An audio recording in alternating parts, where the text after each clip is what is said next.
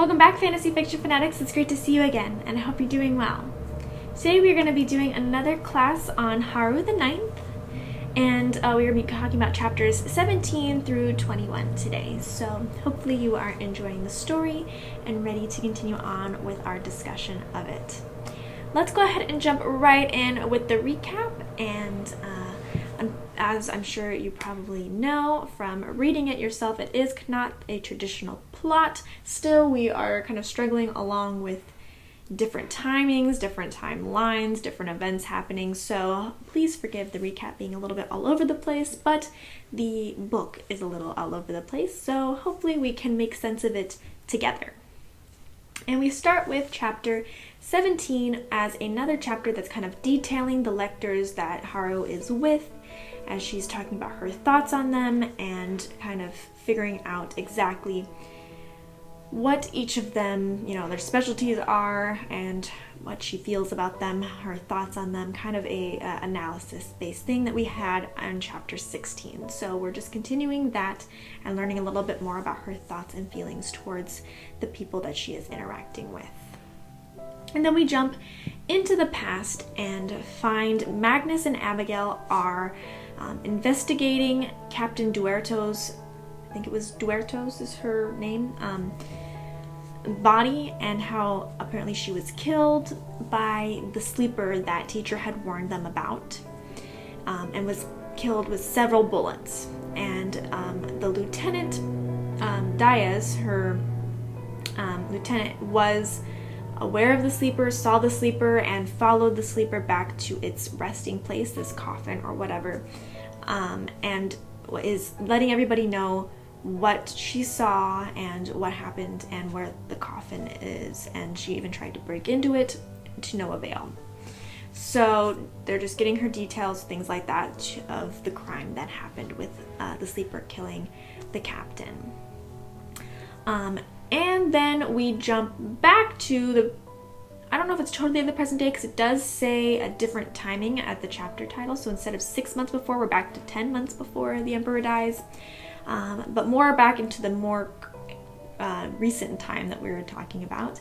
Ortus tries to kill Harrow for apparently no reason, and she is saved by Mercy Morn. And Ortus seems to want her double-handed sword for whatever reason, we don't really know. And he continues to try to kill Harrow, and she has counted up to 14 times that he has tried to kill her. And that keeps to being something that is part of her normal everyday life at this point, unfortunately. And so she keeps being attacked in the following months, with no end in sight. And then we jump back again into the past, where we see 2 more deaths, and they are assumed to be killed by the sleeper as well. So we see about the interaction going on of the people who are dying back in Harrow's time on the first, in the first house. And then we have Harrow seeing another flimsy with these words that apparently nobody else can see. And we learn that Ortus, in this alternate past memory, knew about why his dad died and confessed that to Harrow. So that's kind of where we end at. A little bit of a cliffhanger with that question of asking, like, oh, do you want to ask if I can see them too? So pretty interesting little cliffhanger there that we've got going on. But overall, we keep going in the same direction as we have throughout this whole book, where we're kind of seeing bits and pieces of different parts of the timeline of, I'm assuming, Harrow's past memories that were changed and altered, and kind of a hodgepodge of like whatever's going on in Harrow's life at the current time. Definitely a very interesting plot line, as we talked about last time. Very interesting setup as part of the author's choice. But we are slowly but surely getting details about things. I don't know how this is going to work out in the end or why it is presented in this way, but we are slowly developing little bit by little bit what's going on in this world and with Harrow. So I have 3 things to talk about today, and I feel like they're a little bit more at, like, you know, just this section is like really what they're focusing on for this section of the book. So the first thing I wanted to talk about is the sleeper. So the sleeper is something that we kind of knew about from book 1 because it was, you know, through Synth, the Lyctor, who was killed. She kind of used that sleeper, or that construction that she made, to kill everybody, and at the end we have that battle against it. And so it seems like that sleeper or whatever has now become an actual being that is known and shows up quite often in Harrow's past, and is more seen as being the killer of these people in her past, instead of it being more of a mystery. At least the first murder is, and the second one is kind of just attributed to the sleeper because that's who they are assuming is killing people at the moment. So the thing that is very interesting about the sleeper, especially at first, is it's been seen before. It took a long time for us to see anything that related to any killings. And that was much after several people had died. But not only that, it seems to have Gideon's two-handed sword in its little coffin or whatever, and it's laying on it.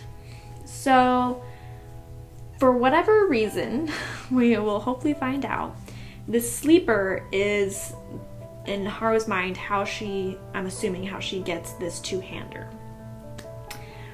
Because obviously she has Gideon's two-hander right now, and the sleeper is being, you know, the memory of having that two-handed sword in the coffin. And obviously Harrow thinks that her cavalier is Ortus, and Ortus uses a typical rapier that a cavalier would have. So that is why I'm assuming this is probably where we're going to find out how Harrow thinks she got Gideon's sword.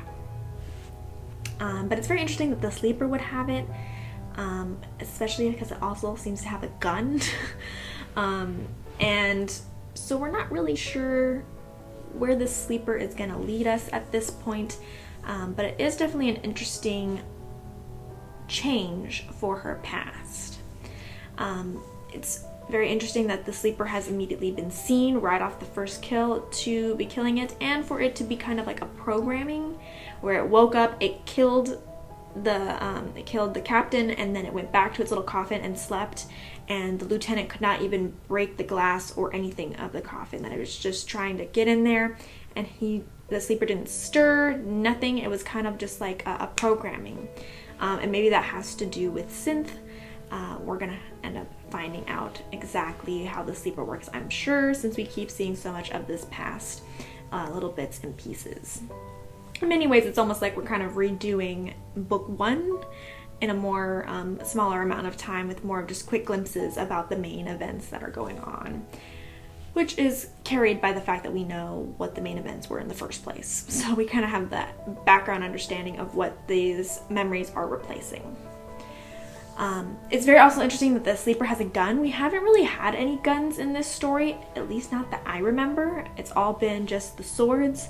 So very interesting that this sleeper is now using a completely different weapon than anything we've seen thus far. I mean, even the Lyctors are not using guns or anything like that to try and kill off these bigger threats. So super, super interesting, and I wonder where this gun came from and where it came from for being placed in this past timeline. Super interesting, and apparently everybody knows what a gun is, so it's not like it's a uncommon item, and they understand the motivations that would have come with shooting so many times versus not shooting that many times, and their discussions that they're having with this sleeper's motivation for killing. So definitely still making us as the reader question how this alternate past was created, exactly why this was created this way, if it was kind of natural on Harrow's subconscious, just filling in these blanks with this other past, but it's so now, it's being so deeply altered. It's not just that, you know, it's the same thing and Ortus is taking the place of it. It's like Harrow is a different person, extremely different events happen, different killing order. So I mean, she has relationships with people that she doesn't in the past, or hasn't had those relationships with. So it's very interesting that this whole thing has been constructed so differently. And the sleeper is just another aspect of showing us how different this past is and what her memories are completely out of the original timeline. So I don't know yet what this is going to mean, and hopefully you are interested as interested as I am to figure out exactly what this past means and where it is taking us and where it is taking Harrow. But at this point, I feel like the sleeper is really just another instance that we're seeing how far deviated Harrow's past is from where it was when we had Gideon in actually living it with Harrow. Alright, so next let's go ahead and talk about Ortus the Lyctor.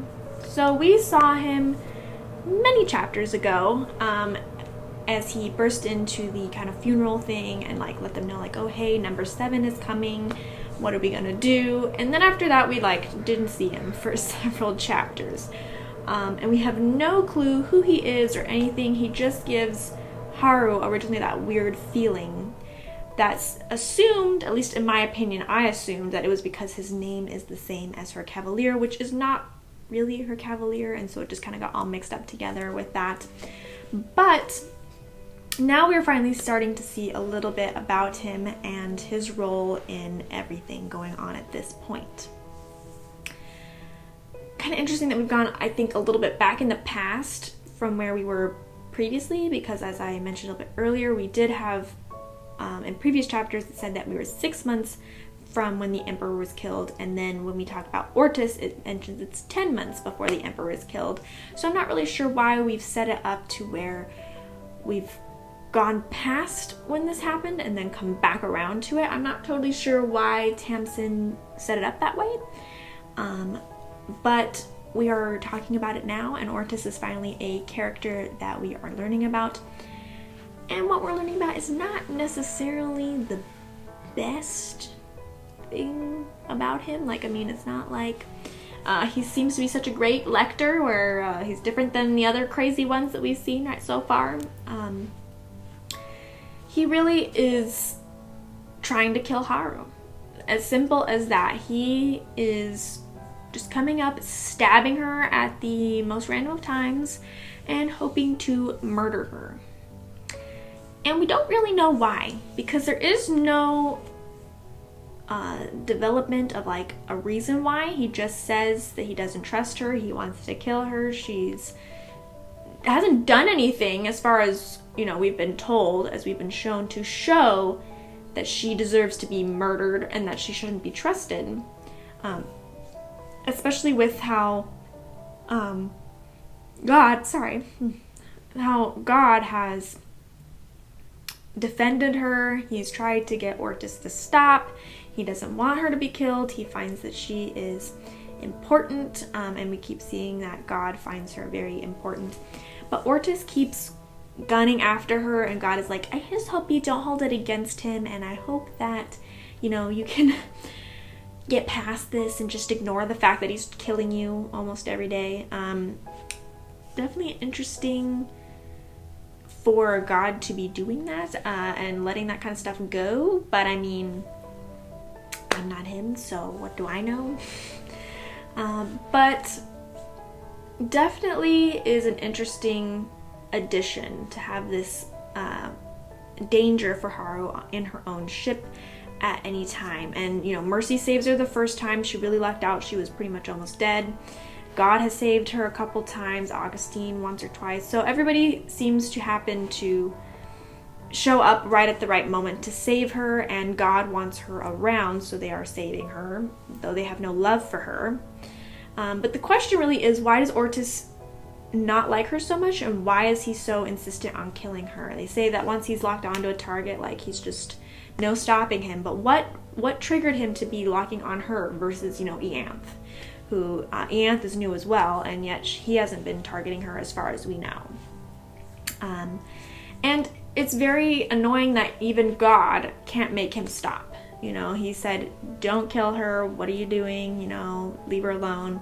And he refuses to do so. So we don't really know how long this is going to keep up. And he has tried to kill her now about 14 times so far. So it's really pretty bad for Harrow at this moment. So we've had, we're seeing the past and the danger that she was in the past, and how she remembers the past with the sleeper and stuff like that. And now we have a new danger, which is Ortus, who's supposed to be her own kind of teammate, and is trying to kill her instead. So really don't know what to make of that. Don't really have enough information at this point to know what to make of that. But it also makes me interested if there is a connection between the two Ortuses, if that makes any sense. Because we have the Ortus of the past, who is not actually really part of her past, she just thinks is her past. And then we've got the Ortus of the present, who is completely different, it seems like, different kind of person, but they both share the same name. And I don't know if that then makes a connection or not for them, but I am wondering if there is going to be one in the future. So we will have to keep an eye out on Ortus, seeing how things progress with his character and what he is going to be doing in the future. We'll see if they end up working together or not, or if he's still going to try and murder her at every turn. It is tough to say at this point. We really need a little bit more information, a little bit more interaction in order to say exactly how Ortus is going to fit in with all of this going on. If he even is. Maybe we will just never know. That is a very big possibility at this point. Okay, let's move forward with world building. Now, this is a very interesting world. We've had a kind of very interesting building and creating of this world back from book 1. We've had new things like the river and this poetry stuff that they've been kind of incorporating. So we do see new things in this book. The number 7 apparently is this evil creature that they're going to be fighting. So we do see this building of the world at this point, but we kind of have something unique going on in these set of chapters, that when you add up the previous points with the bullet points that have been presented to us, kind of makes an interesting thought process. It definitely seems at this point that it is very, very plausible for this book to be taking place in a future version of our own world. Obviously a very, very, very, very far off future, with space travel and necromancy and, the whole bringing back the human life from the dead and all that kind of stuff. It means it's very, very, very, very far in the future. But we've had these little hints and pieces throughout all the books, and then I feel like there's a couple, or specifically one main hint here in this set of chapters that really made me feel like we are building this kind of possible scenario. It's not plain out being said, and so it's not going to be known 100%, but I feel like we are slowly building towards this idea that maybe this world does have some connection to our own. And that is, from book 1, we've had 2 kind of little bit of hints that possibly it could be related to our world. And the first one is that Gideon finds sunglasses. And they're not supposed to be like a common everyday thing. They are supposed to be like a past thing. At least that's what it made it seem like, is that the past, kind of salvaged from the past, were these sunglasses that are that Gideon sort of claims and decides to use, and that they're not really meant to be serious everyday current item. So that's pretty fun that she finds those shades and wears them. The second is that paper existed still, but it's very much a past thing. And it makes sense considering most of these planets that we visited. We only visited 2, so I guess I can't say most of these planets. But the two planets that we do visit are not very lush in trees and not very lush in scenery. So it makes sense that, you know, paper would be an unusual thing. But it did exist at some point. So instead of the flimsy that they now use for their mostly writing things down, they did actually have real paper, and it is a commodity that is scarce, but still can be found every now and then when the time really requires something official and the use of paper. And then we have one small thing and one big thing that kind of showed up in this set of chapters. And the first thing is we're building now a world that not only has swords but also guns.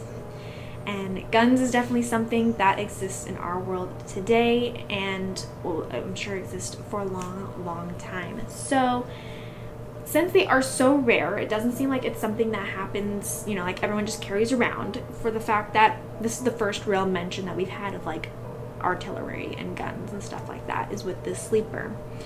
So we now know that this world does have that bit of creation in it, and so it could possibly be a link to us as the past, and that this is now something that has survived time to be in this future moment, but it is not a well-used commodity anymore. So that was the first thing that made me think maybe. And then the second one happens at the very end of these chapters and really just blew my mind. And that is because at the end of this chapter, God makes a quote from the poem Annabel Lee from Edgar Allan Poe. So for those of you who might not have read it or don't know much of Edgar Allan Poe, there is a quote from it at the end. Let me see if I can bring it up. Let's see.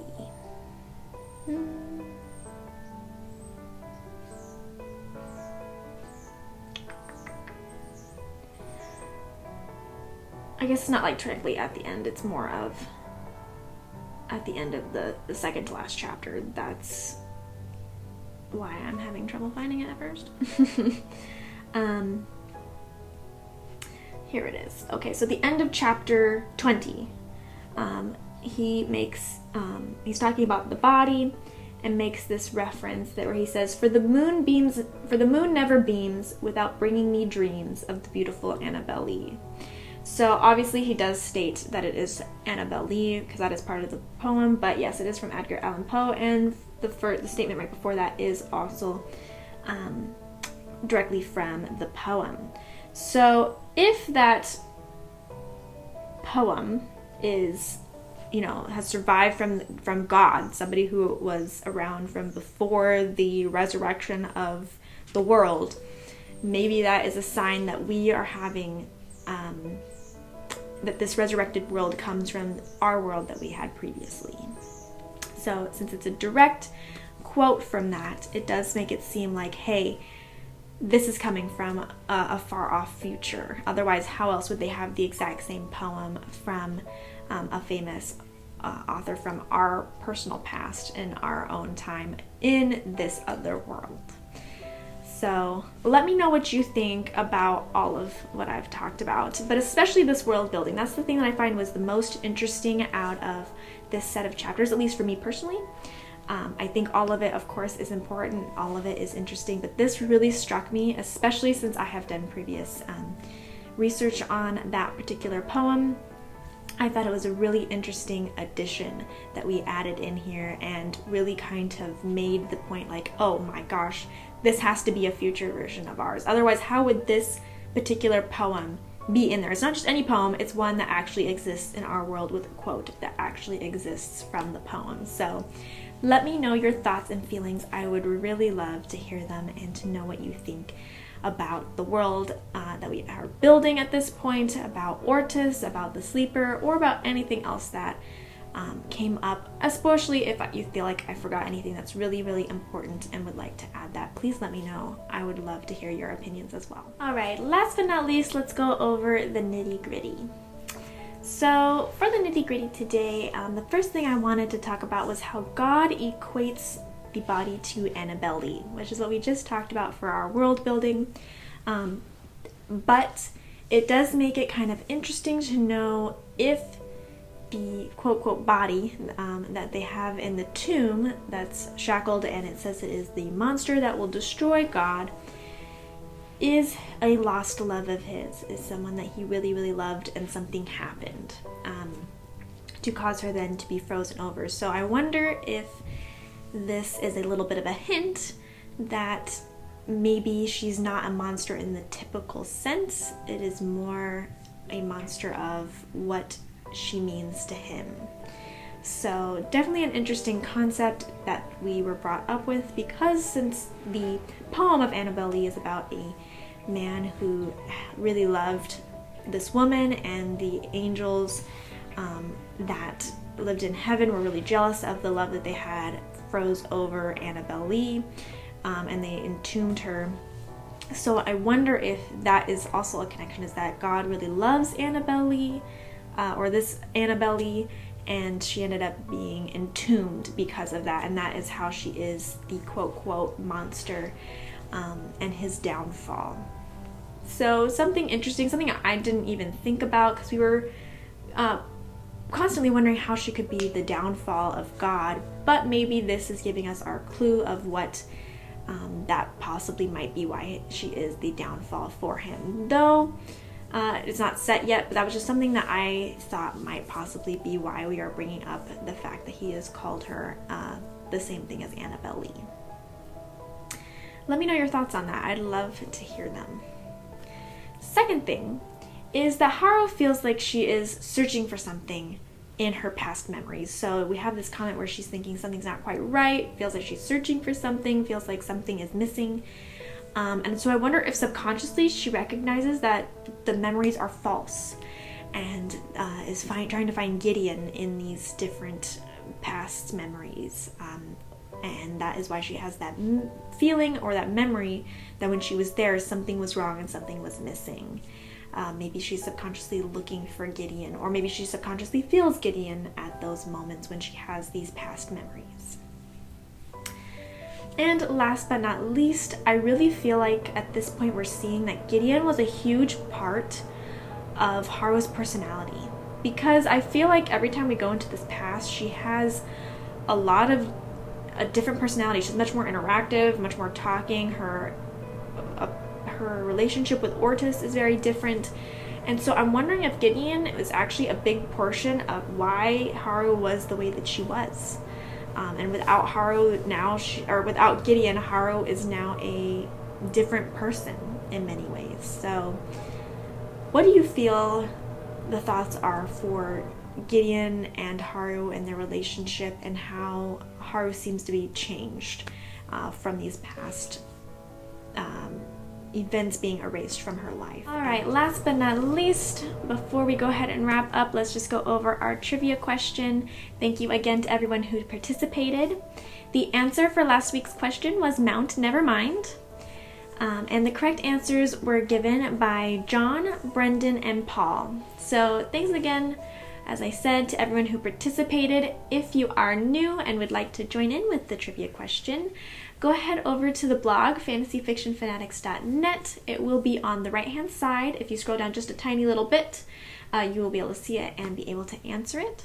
Or if you're on mobile, for that's on desktop, if you're on mobile, you have to scroll almost all the way down, but then you will see it and can answer it there. So I would be happy to have you join us with playing the game, and thanks again to everyone who participated, and good luck for the next week's question. Okay, I would love to hear all of your thoughts and opinions on everything going on with this book so far. Go ahead and comment down below if you'd like to say anything or add any of your thoughts. I'd love to hear about it. Or you're also welcome to reach me on Facebook, which is /fantasyfiction1. You're also welcome to reach me at Twitter, which is @fantasyfiction1. I also post all my updates for YouTube videos, blog posts, all that kind of good stuff. So if you want to know what's happening with Fantasy Fiction Fanatics, you can go ahead and go over there and be able to find out what's going on. Same thing if you join our Discord. So if you'd like to chat with me and chat with your other fellow fanatics, we've got several people over there chit-chatting and having a good time. You are welcome to see all of the updates on what's going on with Fantasy Fiction Fanatics on there as well. So it's a good central place if you'd really like to join us and chat and get to know your fellow fanatics. We'd love to have you. Your link for that will be down below. All right, and if you'd like to see any other content from me, go ahead and head over to the blog fantasyfictionfanatics.net. I've posted a whole bunch of different things over there on my thoughts and feelings about fantasy, book recommendations, book reviews, different stuff like that, my different thoughts on different fantasy or reading topics. You are more than welcome to let me know what you like to see on there and to check it out for yourself. So I guess I will see you guys in the next one. Thank you so much, and I'll talk to you later. Bye.